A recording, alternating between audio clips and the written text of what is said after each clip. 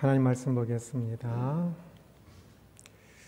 마가복음 12장 30절 함께 읽겠습니다. 내 마음을 다하고 목숨을 다하고 뜻을 다하고 힘을 다하여 주 너희 하나님을 사랑하라 하신 것이요. 하나님께 가까이 가고 계시는지요? 하나님께 가까이 감이 이 세상의 평생의 작업이 되어야 합니다. 하나님께 가까이 감이 복이고 하나님께 가까이 감이 행복이라 그랬지요. 그 말씀에 따라 우리가 평생에 하나님께 조금 더 가까이 가야 하고, 그리고 그러면 조금 더 또 행복하게 될 것입니다. 하나님께 가까이 감으로 또한 내가 이 땅을 살아가는 시간들이 행복함을 더 느끼고 고백할 수 있어야 합니다. 때로 어떤 경우는 이 세상에서의 삶이 참 고달픔이 예약되어 있는 사람도 있지요. 그래서 평생에 참 병이, 자신의 병이 또는 자녀의 장애가 결코 고쳐질 수 없는 경우도 있어서 남은 세월에 참 더 고통이 가중된 것을 볼 수도 있을 터인데, 그러나 오는 세상을 아는, 더 그럴수록 더 깊이 가슴에 담고, 또한 그곳에서 할 수 있는 모든 것을 다하여 하나님께 더 가까이 감으로 세상에서 보기에는 더 어려움이 가중되고 있으나 하나님께 가까이 가면서 내 안에서의 그 기쁨은, 행복은 더 증가될 수 있도록, 혹 우리의 이후에 진짜 그러한 어려움이 있어도 내 안에서 하나님께 가까이 감으로 누리는 그 행복이 가장 큰 행복이니까 그 행복을 깊이 바라보면서 세상을 향하여서는 모든 대화가 단절되었어도 하나님을 향하여서는 더 깊이 기도하면서 이 땅의 삶을 마치는 그 순간 우리의 육신과 우리의 모든 것들이 자유하게 되고 하나님께 더 가까이, 이 땅에서 모든 고난이 끝나고 하나님께 더 친밀하게 가까이 갈 수 있음을 더 깊이 바라보면서 행복할 수 있는 사람이 되었으면 좋겠습니다. 그래서 우리는 더 건강할 때, 또 할 수 있을 때 감사함을 알고 지금 힘을 다해서 결코 하나님께 가까이 가는 것을 멈추지 말고 지금 늘 힘을 다해서 하나님께 한 걸음 한 걸음 더 가까이 가고 더 많이 하나님께 가까이 갈 수 있도록 걸어가야 할 것입니다. 마음을 다하고 목숨을 다하고 뜻을 다하고 힘을 다해 하나님을 사랑하라 그랬습니다. 마음은 감정이라고 했지요. 영어로는 보통 하트로 번역을 합니다.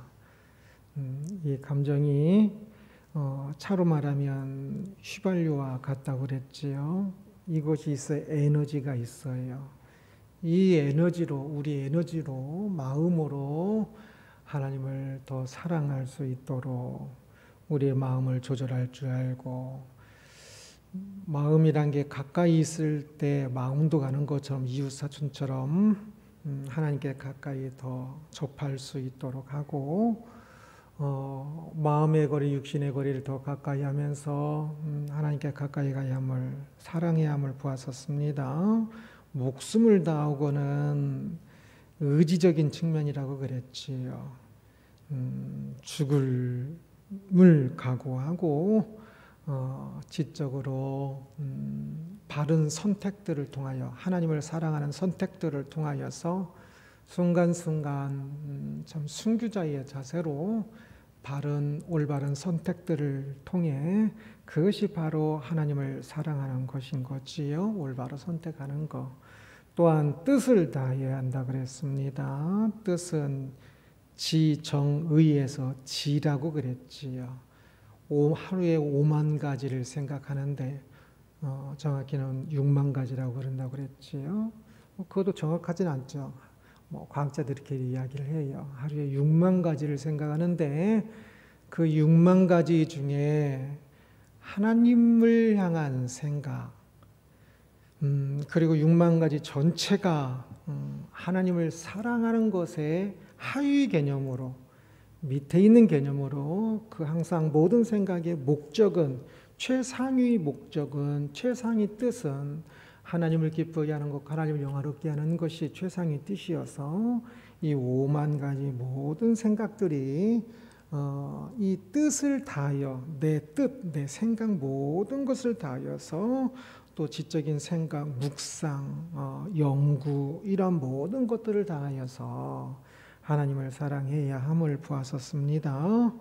나는 원래 책 안 읽어. 나는 원래 글하고 안 친해. 그러지 말고 성향은 있고 은사는 달라도 모든 사람도 어떤 사람도 뜻이 없는 사람은 없습니다. 생각 없는 사람은 없어요. 그런 사람도 만화는 잘 읽더라고요. 드라마는 잘 보고. 드라마도 사실 다 대본이지요. 뜻을 다하여 하나님을 사랑할 수 있도록 내 뜻을 다해야 합니다. 그리고 오늘 말씀에서 이제 힘을 다하여 사랑하라 이야기합니다. 힘은 단어적으로는 재물을 이야기하는 거지만 이것은 자신의 가진 소유한 모든 것을 환유법으로 이야기를 하는 것입니다. 우리는 우리가 가진 시간과 이제 우리가 가진 모든 것들을 통하여서 하나님을 사랑해야 합니다. 힘을 다하여서. 일부가 아닙니다. 11조는 10분의 1이 하나님 것인 것을 이야기한 것이 아니라고 그랬지요. 모든 것이 하나님 것임을 고백하며 10분의 1을 드리는 것이지요. 우리가 가진 재물이든지 시간이든지 모든 것이 하나님 것이에요. 그래서 힘을 다하여서 하나님을 사랑해야 합니다. 일부는 나를 위해서, 일부는 하나님을 위해서. 그게 아닙니다. 주기도문도 십계명도 일부는 하나님, 일부는 사람, 그런데 그게 아니에요. 모든 것이 다하여 하나님을 사랑하는 것입니다. 그래서 우리가 무엇인가를 가졌다는 것은 전부 맡았다라는 뜻입니다. 청직이라고 그러지요. 그것을 가지고 하나님을 사랑하도록 맡은 것입니다. 그러기에 그것을 맡아서 우리의 해야 할 일은 뭐냐면 맡겨진 것을 효율적으로 하나님을 더 사랑하는 데에 효율적으로 더 사랑하는 데 사용되어지도록 잘 사용하는 것입니다. 그래서 어떻게 내 시간을, 내 재물을, 내 힘을, 내 모든 것들을 어떻게 사용해야 하나님을 더 사랑하는 것이 될 것인지 그 효율성을 가정을 통하여서는 하나님을 어떻게 더 사랑하고 직장을 통하여서는 하나님을 어떻게 사랑하고 내 시간을 통하여서 내 재능을 통하여서 하나님을 어떻게 사랑해야 하는지 어떻게 사랑하는 것이 힘을 다하여 사랑하는 건지 그것을 잘 선택해야 하는 것이지요. 그래서 이것을 위해서도 7대 죄 중에 3가지인 탐욕, 탐식, 탐색을 잘 알아야 합니다. 탐욕은 어떤 죄라고 했습니까? 더 소유하고자 하는 욕심입니다. 탐욕. 그래서 더 소유하는 거예요. 내가 필요한 것보다, 내가 사용할 수 있는 것보다 더 소유해서 결국은 죽을 때에 달아서 죽어야지 녹슬어서 죽는 것이 탐욕인 거지요. 그래서 그냥 소유하기만 하는 것, 그것으로 하나님을 더 사랑해야 하는데 사용해야 하나님을 사랑하는 것이 되는데 그것을 그냥 내가 소유하기만 하려고 하는 것이 탐욕입니다. 하나님께 주신 그 것들을, 돈도 시간도 그런 것들을 잘 사용했으면 하나님을 사랑하고 이웃을 사랑하는데 진짜 귀하게 사용될 것들을 사용하지 않고 내가 갖고만 있었으니 그것이 얼마나 죄가 될까요? 사람들은 탐욕이 죄인 것을 많이 몰라요. 그러나 우리가 가지고 있기만 하면 똥이 됩니다. 그래서 가지고 있는 것으로 끝나면 안 돼요. 저는 제가 조금 책이 많이 있어요. 종이책도 그렇고 디지털 책도 그렇고. 그래서 한 종이책 디지털이 한 4만 권이 있으니까 그 책을 가지고만 있으면 그것은 큰 죄라고 생각합니다. 그래서 종이책도 다 내려놓으려고 그러는 거고요. 디지털 책은 조금이라도 더 공부하고 조금이라도 그것을 더 잘 전하고 하려고 더 노력을 합니다. 그러면서 괜히 더 가지고만 저 같은 사람들은 주로 책을 조금 더 소유하고자 하는 욕심들이 있습니다. 그래서 더 가지고만 있으려고 하는 경향들이 있을 수 있는데 가지고 있으면 그만큼 항상 책임이 있다는 사실을 기억하여서 가지고 사용하지 못하고 있으면 빨리 줘버리는 게 좋아요. 가지고 사랑하는데 힘을 다하여 하나님을 사랑할 수 있는데 가지고 있는 것이 좋겠지요.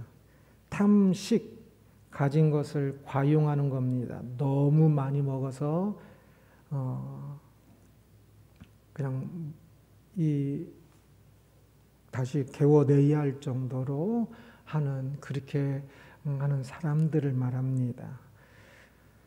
어떤 것에 과용하면 다른 곳에 사용할 수 없어서 나쁜 것이고 잘못된 것이고, 과용하면 사람도 많이 먹으면 살이 과하게 찌는 것처럼 이 과용은 결코 좋지 않습니다. 힘을 다해 하나님을 사랑하는 데 있어서 좋은 방식이 아니지요.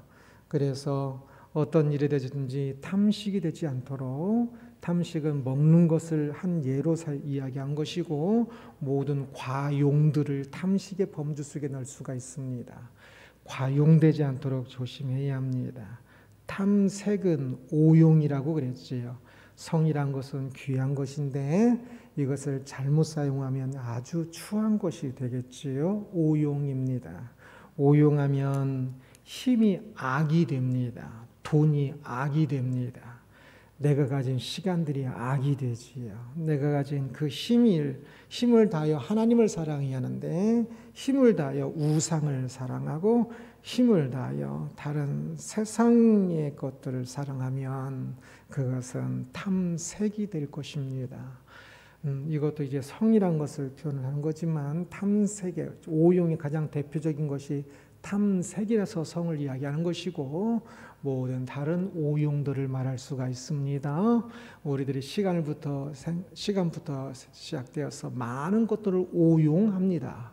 오용하지 않도록 우리들이 가진 것들이 모든 힘을 다하여서 하나님을 사랑하는 것이 되도록 해야 한다는 사실을 꼭 명심해야 합니다.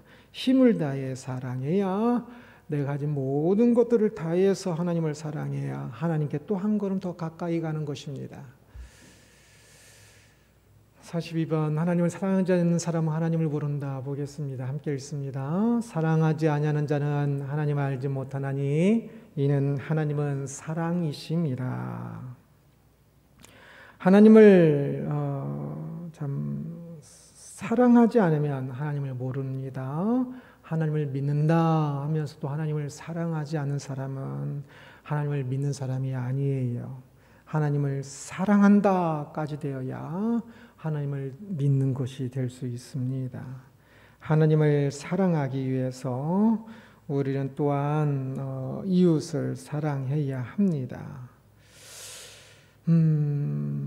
원수를 사랑하는 것은 불가능처럼 보일 것입니다. 그러나 하나님을 사랑하는 마음으로 원수를 사랑하는 것이지 원수를 그냥 사랑하라는 것이 아닙니다. 그것은 하나님의 사랑과 연결되어 있습니다. 우리가 이웃을 사랑함에 있어서도 진실함은 용서에서 드러납니다. 이웃을 사랑하는데 그 사랑이 진짜인가 아닌가. 나를 사랑하는 누구든지 사랑할 수가 있어요. 깡패도 애인을 사랑합니다. 그런데 진짜 성경에서 말하는 사랑은 오래 참고부터 시작을 하지요. 그 사랑의 그 고린도전서 13장 사랑장은 오래 참음이라는 단어가 3번이나 나와요. 서로 좀 헬라어는 다른 단어인데 오래 참음의 성격을 가지고 있어요. 사랑은 그렇게 오래 참음이 가장 대표적입니다. 그래서 진실한 사랑은 엔돌핀이 도는 사랑을 말하는 것이 아니라 고린도전서 13장에 말하는 것처럼 그 많은 사랑의 요소들이 있어요. 그래서 진짜 그렇게 사랑했느냐라는 것은 용서를 통해서도 잘 드러납니다. 용서하지 못한다는 것은 그 전에 사랑했다는 그 사랑이 인간적인 사랑이었다는 것을 뜻합니다. 그 사람이 잘못했음에도 불구하고 그 사람을 용서할 때에 그 사람을 진정 사랑했다는 말이 통하게 됩니다. 그래서 우리는 사람을 사랑할 때에 참 용서하며 사랑할 줄을 알아야 합니다.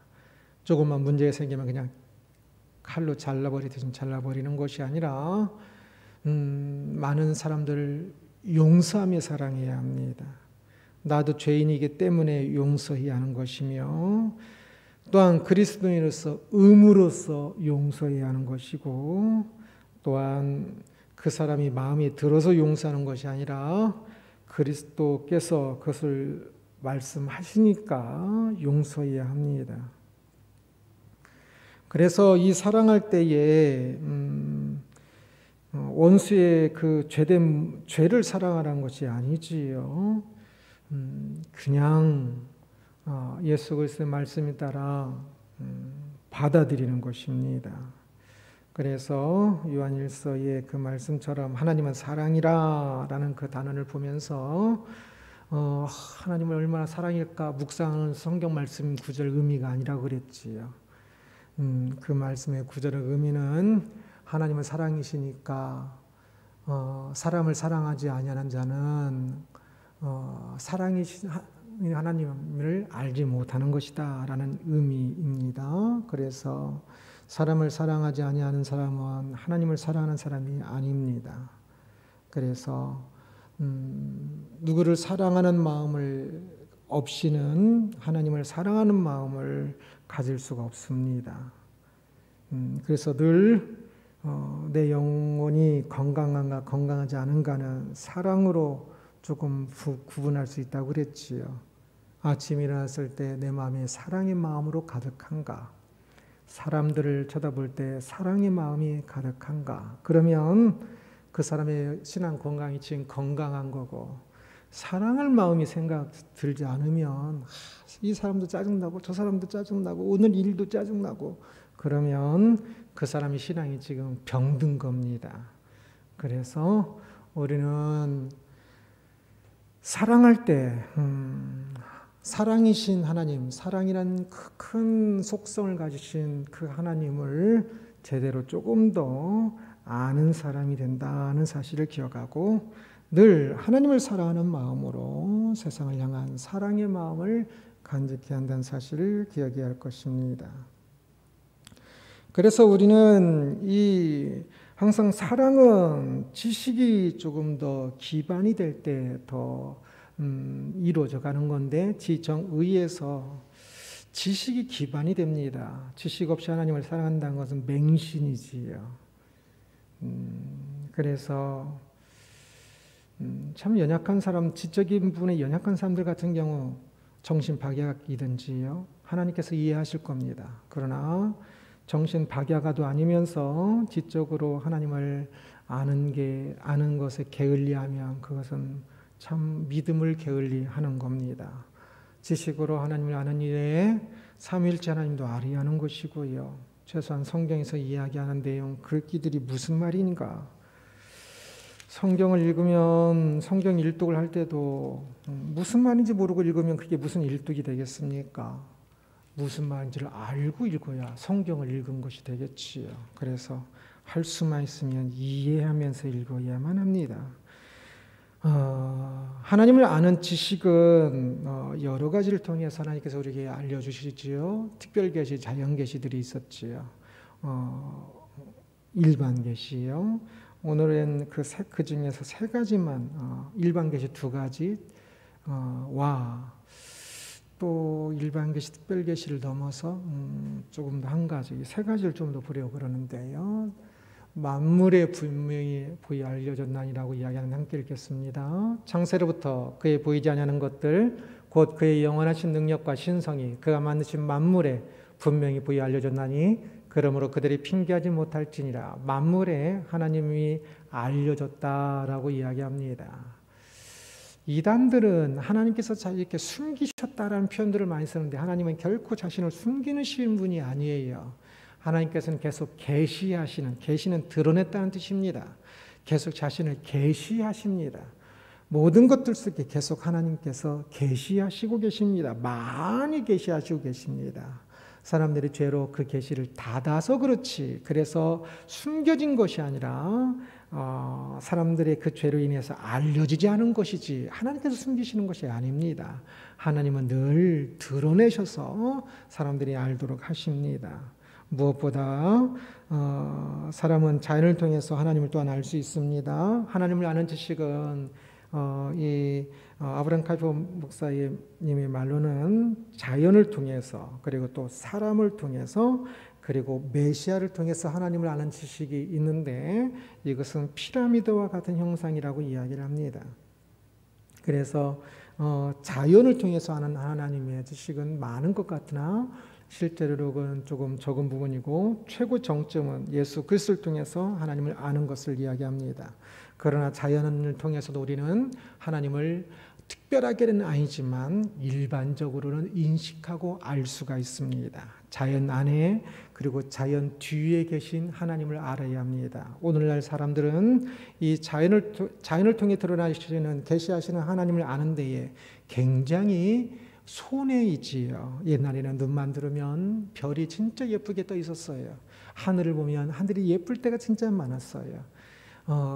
참 이 폭풍이 불 때, 비바람이 칠 때 자연을 몸으로 늘 경험할 수 있었지요. 그러나 요즘은 아파트 속에 꼭 갇혀 있으면 태풍이 불어도 태풍이 부는지도 알지 못하지요. 아무리 예쁜 하늘이 떠도 예쁜 하늘이 아닌지를 알지 못하고 미세먼지들 때문에 아주 특별한 날만 별이 조금 보이고, 그것도 불빛 때문에 거의 안 보이고, 특별한 날만 하늘이 오늘 예쁘구나 그 정도밖에 알지 못하지요.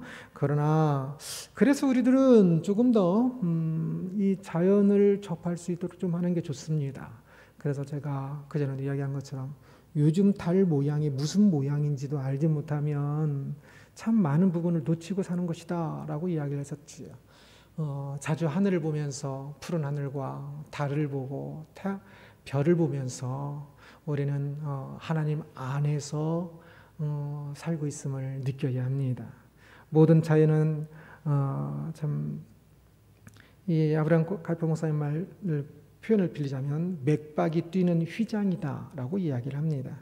그 휘장 뒤에 바로 하나님이 숨어 계시면서 휘장의 주름을 통해 하나님의 위엄 있는 모습을 계시하신다라고 이야기를 하는데, 자연을 통해 하나님께서 직접적으로 하나님의 어떤 것이 딱 드러나는 것은 아니지만, 그런 자연을 통해서 하나님께서 우리를 이렇게 모든 것을 주시고 아름답게 또 푸근하게 또 때로는 위엄 있게 위엄 있는 그런 하나님이신 것을 우리는 자연을 통해서 알 수가 있습니다. 그래서 자연을 통해서 하나님을 묵상하며 사는 것이 좋습니다. 자연을 통해서 하나님을 더 아는 것이 좋습니다. 자연을 통해 하나님을 아는 것이 없다면 많은 것을 놓치고 있는 거다 할 수가 있습니다. 때때로 어디 놀러도 가십시오. 그곳에서 또 자연을 보면서 좀 하나님을 찬양 감사하고 그냥 그 속에서 그냥 조용히 푹 쉬면서 느끼는 것도 좋을 것 같습니다.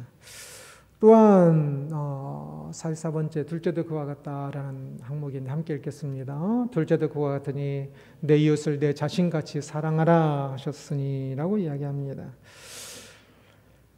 하나님을 사랑하는데 마음을 다하고 목숨을 다하고 뜻을 다하고 힘을 다해 사랑하라 이야기하셨고, 둘째도 그와 같다라고 하면서 하나님 사람을 사랑하라 이야기합니다. 하나님을 사랑함에 있어서 사람을 사랑하는 것도 매우 중요한 역할을 한다는 것을 볼 수가 있습니다. 그래서 우리는 사람을 통하여서 하나님 사랑을 알 수 있고, 사랑을 통하여 하나님 사랑을 더 할 수가 있으며, 사람을 통하여 하나님을 아는 지식이 더 늘어날 수가 있습니다. 살다 보면 사람만큼 나를 괴롭게 하는 사람도 없을 것입니다. 왜냐하면 죄로 찌그러져 있기 때문에 그러는데요. 그런데 이 사람들과의 관계에서 그 죄로 찌그러진 모습 때문에 상처받는 것만 쌓여가는 사람들이 있어요. 그러나 그것은 하나님이 주신 목적이 아닙니다. 사람을 통하여 우리는 하나님을 볼 수 있어야 합니다. 우리는 늘 사람에 둘러싸여 있습니다. 자연에 둘러싸여 있는 것 있기도 하지만, 그래서 그 자연에 둘러싸여 자연 속에서 하나님을 휘장 뒤에 계신 하나님을 알듯이 더 알아가야 하지만, 또한 사람은 우리에게 더 가까이 있습니다. 그 속에서 우리는 사람들과의 만남들을 통해서 하나님을 볼 수 있어야 합니다. 하나님의 계시를 볼 수 있어야 합니다. 사람들은 하나님의 형상 따라 창조된 사람들이기 때문에 비록 많이 이그러져 있지만 그 사람들 안에서 하나님의 형상을 발견할 수가 있습니다. 사람이 사랑하는 것, 창조적인 것, 따스한 마음을 가지는 것, 위로하는 마음들, 즐거워하는 것, 이 모든 것은 하나님의 형상의 한 모습이며, 하나님과의 교제, 우리가 하나님을 만날 때도, 하나님과의 교제한다고 할 때도 그러한 측면을 드러내는 것입니다. 그래서 우리는 사람을 통하여서 하나님의 계시를 더 많이 볼 수 있기 때문에 사람과의 교제를 해야 합니다. 때때로 수양을 한다고 이렇게 수도원 같은 데 들어가서 혼자 있고 그러는데요. 저는 일시적으로는 그럴 수 있지만 계속 그렇게 혼자 수도하는 건 전 반대입니다. 사람을 통해서 하나님의 계시를 볼 수 있어야 합니다. 그리고 사람도 한두 사람이 아니라 더 많은 사람들을 통해서 하나님의 계시를 볼 수 있어야 합니다. 한 사람이 드러내는 하나님의 형상은 부분적이기 때문에 다양한 사람들을 통해서 하나님의 형상을 보고 하나님의 계시를 볼 수 있어야 하는 것이지요. 역사에서 위대한 사람들을 또 만나보는 것도 좋습니다. 저 같은 경우는 책 속에서 많은 멘토들을 만났습니다. 위대한 인물들 안에 있는 덕과 우수성, 탁월한 재능들을 모두 합할 때에 하나님의 덕과 위대함, 아름다움들을 조금이라도 더 보여주는 것이 될 것입니다. 그래서 우리는 사람들과 만나고 교제하면서 사람들과의 그 아름다움들을 통해서 하나님을 더 볼 수 있어야 하는 것이지요. 그래서 때로는 사람들이 죄로 그러한 하나님의 형상이 찌그러져 있다고 했지요. 또 감춰져 있기도 합니다. 그것을 그 사람의 죄의 모습만 보고 내쳐버리고 미워하고 하지 말고 그 뒤에 이면에 있는 진정한 하나님의 모습, 교육을 education이라고도 이야기를 하죠. 영어로 애가 밖으로인데 X, 그 본래 하나님 형상을 끌어낼 줄 아는 사람이 되어야 합니다. 그래서 하나님께 속한 것, 타락하여 죄에 속한 것이 드러난 경우가 많은데, 그래서 상처받고 그래서 사람을 만나기도 싫은 경우가 많은데, 그러나 그 사람 안에 본래는 하나님 형상 따라 창조되었기 때문에 하나님께 속한 것이 있습니다. 그 하나님께 속한 것을 끄집어내주고 그것이 빛을 발할 수 있도록 해주는 것이 옆에 있는 사람들의 의무입니다. 책임입니다. 그래서 어떤 사람도 진짜 못된 사람, 진짜 나쁜 사람도 있는데 사람을 잘 만나면 그 사람이 위대한 사람, 하나님의 형상이 더욱더 빛나는 사람이 될 수 있습니다. 사람이 사람을 빛나게 합니다. 그것을 끄집어내줄 수 있는 사람이 교인이어야 하고 신앙인들이어야만 합니다. 이웃에 대한 사랑은 때때로 자선적인 사랑, 어떤 사회사업적인 사랑으로 끝나는 경우들이 있는데 그것은 이웃에 대한 진정한 사랑이 아닙니다. 이웃에 대한 사랑은 그 이웃 안에 있는 하나님의 형상에 대한 하나님 사랑의 연속선상에 있습니다. 하나님 사랑과 이웃을 사랑하는데 구분은 되지만 분리된 것이 아닙니다.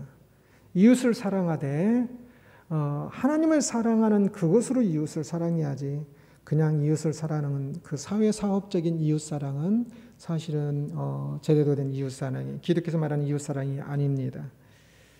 그래서 이웃사랑이 자비를 베풀고 자선을 베풀고 불쌍한 사람들을 좀 도와주고 하는 그 사회사업적인 이웃사랑이 되면 안 되고요.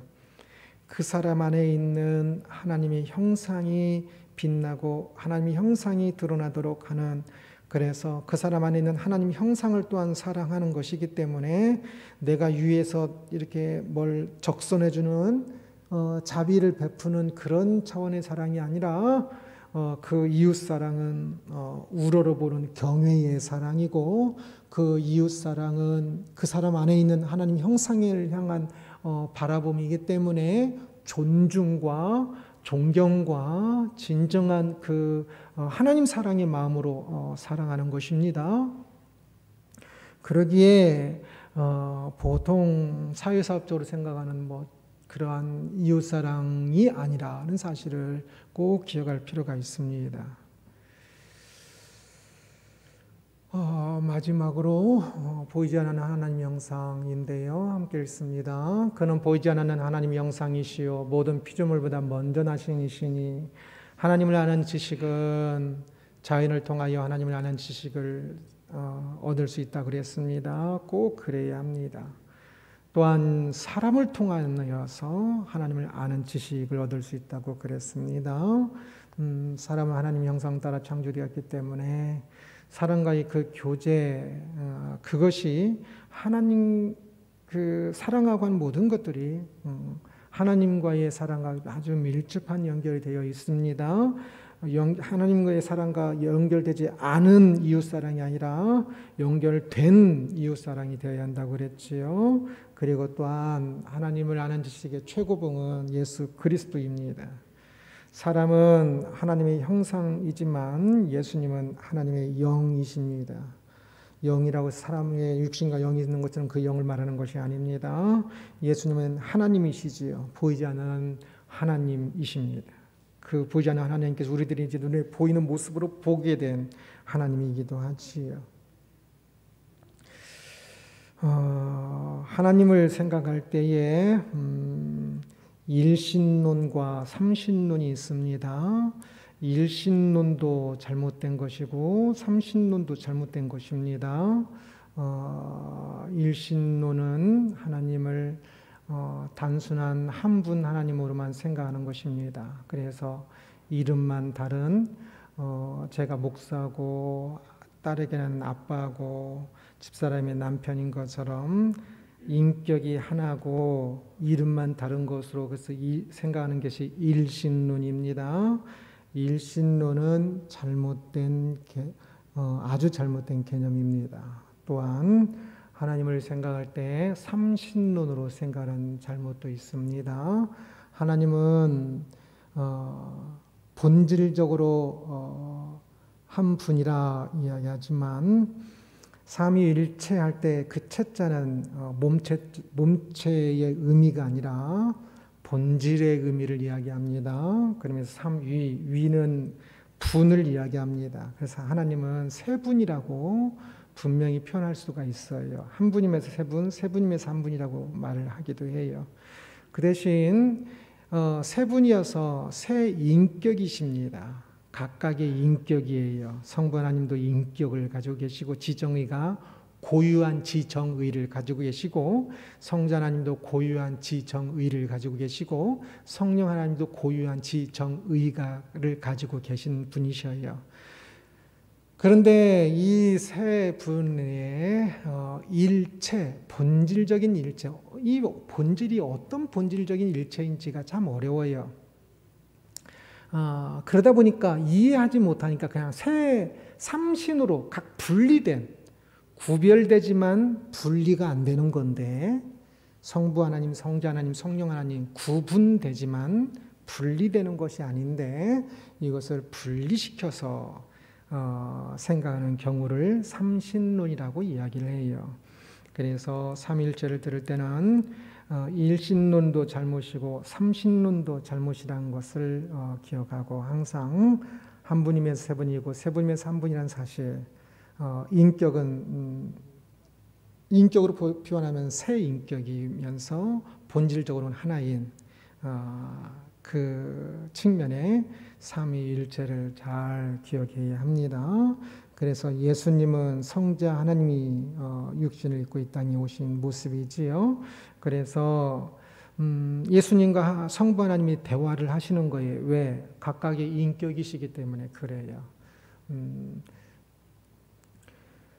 그래서 예수님을 통해서 우리는 보이지 않는 또한 성부 하나님에 대해서도 막연하게나마 또 알 수가 있는데, 가장 이 모든 것들을 통해서 가장 잘 알 수 있는 모습은 예수님의 모습이겠지요. 죄는 사람들 안에서 하나님의 형상을 보지 못하게 합니다. 하나님의 형상 따라 창조되었음에도 불구하고. 그러나 죄 없인 예수님의 모습은 우리가 하나님의 형상이 무엇인지를 조금 더 볼 수 있게 합니다. 예수님께서 죄 없는 분이시라고 해서 그 형상이 예수님께서 계실 때에 막 이상한 모습으로 막 빛나는 모습으로 계신 것도 아니지요. 그냥 사람들이 보기에는 한 사람의 모습으로 계셨습니다. 그러기에 우리가 하나님의 형상과 하나님을 아는 지식이 너무 추상적이지 않도록 해야 합니다. 하나님에 대한 지식이 너무 많이 추상적이에요. 그래서 철학적으로는 참 하나님이 어떤 분이다라고 말하는 것보다 어떤 분이 아니다라고 말하는 것이 훨씬 맞다라고 주장을 주로 해요. 그러나 그것은 굉장히 추상적인 논쟁일 뿐입니다. 우리는 하나님이 사랑이시다라고 표현하는 것처럼 하나님이 어떤 분이신지를 아는 것이 매우 중요합니다. 요즘 제가 몇 번 계속 고린도후서에서 나와서 이야기를 했는데, 하늘나라에 대해서도 그렇다 그랬지요. 하늘이라고 성경에 나올 때는 주로 천국이라고 마태복음에서 이야기하는 것처럼 천국이라고 이야기할 때 그 천은 하늘이라는 단어를 쓰지만 하나님을 경외하는 마음으로 하늘이라는 단어를 쓴다고 했죠. 그래서 정확히 천국은 하나님 나라라고 번역해도 정확히 맞습니다. 하나님이라는 단어를 너무나 경외해서 단어 자체를 사용하지 않았던 그 당시의 문화가 담겨 있는 것이지요. 그래서 사회사본은 여호와, 하나님의 구유명사는 여호와고 다른 것들은 다 일반 명사라고 그랬습니다. 그래서 성경에 하나님이라고 번역된 부분은 구약 성경의 엘, 신약 성경의 데오스를 번역한 겁니다. 일반의 지구의 신을 의미해요. 그래서 다른 종교들에서도 엘이라고 이야기하고, 다른 종교들에서 전부 데오스를 이야기해요. 다 지구의 신 개념입니다. 한글 성경에 하나님이나 하느님도 마찬가지라고 그랬지요. 하날님, 하늘님 전부 하늘님, 아래 하자가 발음을 아로 할지 으로 할지 차이점이라고 그랬습니다. 문법적으로 어떤 한 신대는 아로 발음했고 한 시대는 으로 발음했어요. 그래서 리을이 탈락되면서 하나님, 하느님이 나온 것입니다. 둘 다 지구의 신 개념입니다. 똑같은 하늘님을 이야기하는 것이고. 그래서 그 지구의 그 신의 개념으로 나오는데, 오직 유일하게 여호와만 고유명사적인 특성이 더 많다고 그랬지요. 그래서 다른 종교에서는 여호와라는 단어를 저희거 쓰지 않아요. 그래서 사회사본은 여호와라는 것을 이렇게 베낄 때는 항상 동그라미로 표현을 씁니다. 지금도 이스라엘에서는 유대인들도 그리고 거기 기독교인들도 여호와란 발음을 하지 않아요. 다 아도나이라고 읽어요. 여호와라고 되어 있는 히브리어 문장을 볼 때는 항상 아도나이라고 읽어요. 그만큼 어렵게 생각하여서 하나님이라는 이름 대신에 하늘이라는 이름을 쓴 겁니다. 우리나라와 굉장히 조금 닮았어요. 우리나라도 그냥 지구의 신을 말할 때 하늘을 쓰는 것처럼, 하늘님처럼 이야기하는 것처럼요. 그런데 하늘은 지구의 신이라는 그 하나님이라는 이름을 대신 이제 지구의 신보다는 성경에서는 이제 하나님이라는 이름을 쓰지 못하는 측면이 더 많아요. 그래서 하늘이라는 이름을 씁니다. 그래서 천국입니다. 그리고 또 하나 이 좀 강조하는 건데, 하늘은 하나님 나라에 대한 상징으로도 쓰기도 하는 겁니다. 성경에서 하늘나라, 또 하늘에 있는 것, 이 땅에서 육신을 문여주면 하늘에서 장막이 마련됐다고 이야기하는 모든 것들은, 그 하늘은 공간적인 하늘을 말하는 것이 아니라 성경에 나오는 하늘은 공간에 그냥 하늘을 이야기하는 경우에 극히 드물어요. 그것은 딱 보면 알아요. 그러나 이제 하나님의 어떤 그 이야기할 때 하늘은 하나님 나라, 곧 천국을 의미해요. 그래서 하늘나라, 뭐 천국을 이야기할 사람들이 막 뭐 황금길을 막 이야기하고 막 그러지요. 아유, 그것은 상징적인 거예요. 영혼만 가 있는데 영혼에 무슨 황금이 필요하고 뭐 맨션이 필요하고 그래요. 지금 낙원은 다 영혼만 가 있는 거예요. 하늘나라는 지금 우리가 죽으면 가는 낙원을 하늘나라라고 말하는 것이 아니라, 보통은 이제 예수님께서 재림하셔서 이 땅에 새하늘과 새 땅이 펼쳐질 그곳을 하늘나라라고 표현을 쓰는 것입니다. 그래서 육신이 죽고 나면 새로운 장막, 부활하여서 영원히 살게 될 이 몸을 갖는 것, 영원히 살게 될 몸은 저 낙원하고 달라요. 영원히 살게 될 몸을 가지면 그것은 분명히 하늘나라예요. 이 땅이 새하늘과 새 땅이 되어서 살 그 나라를 이야기하는 것이지요. 하늘나라를 너무 추상적으로 생각하지 말아야 돼요. 저 하늘 어디에 있을까요? 뭐 삼층천 어딜까요?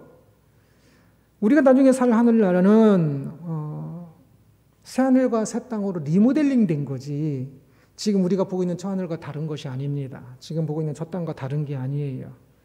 어쩌면 우주의 다른 별들은 조금 더 아름다운 곳이 될 수는 있어도 지금 우리들이 보고 있는 이것과 다른 막 황금으로 가득한 막 그런 나라가 아닙니다.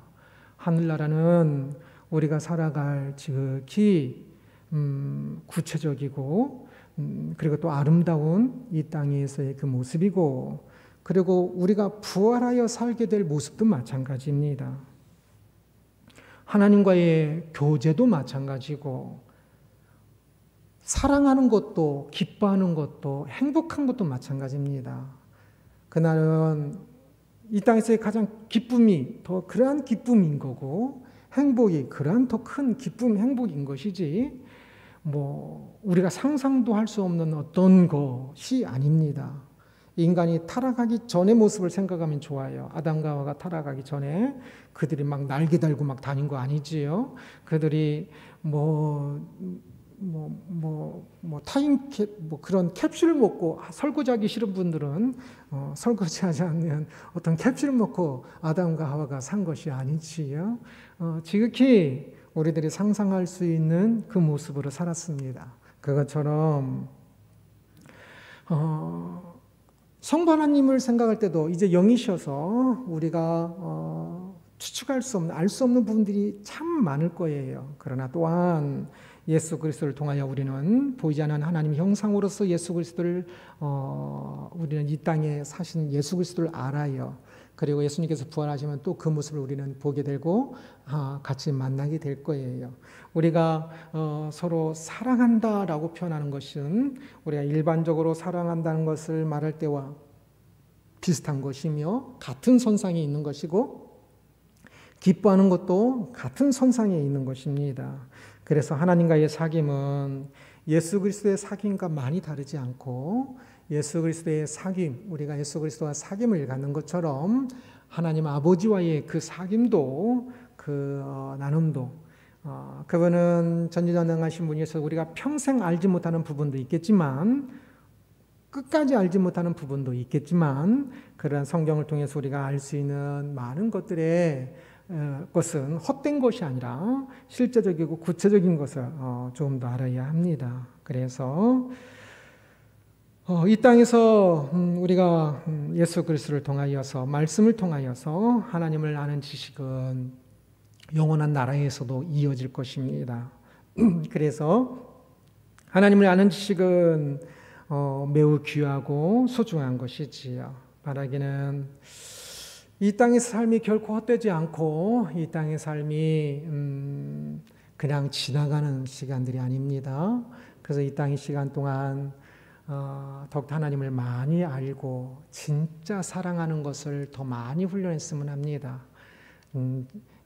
혹시 휴가로 어디를 가시더라도 자연 속에서도, 또 일반 속에서 자연 속에서도, 또 사람들 속에서도 결코 사람을 포기하지 말고요. 사람 속에서도 또한 말씀을 통해, 말씀이 이루어진 예수 그리스도를 통해, 그분이 내 안에 오시는 그 예수 그리스도를 통해서도 하나님을 아는 지식이 진짜 날마다 더 늘어나서 하나님과의 그 행복한 교통, 하나님께 가까이 가는 그 행복이 우리 가운데 충만하기를 주님의 이름으로 축원합니다.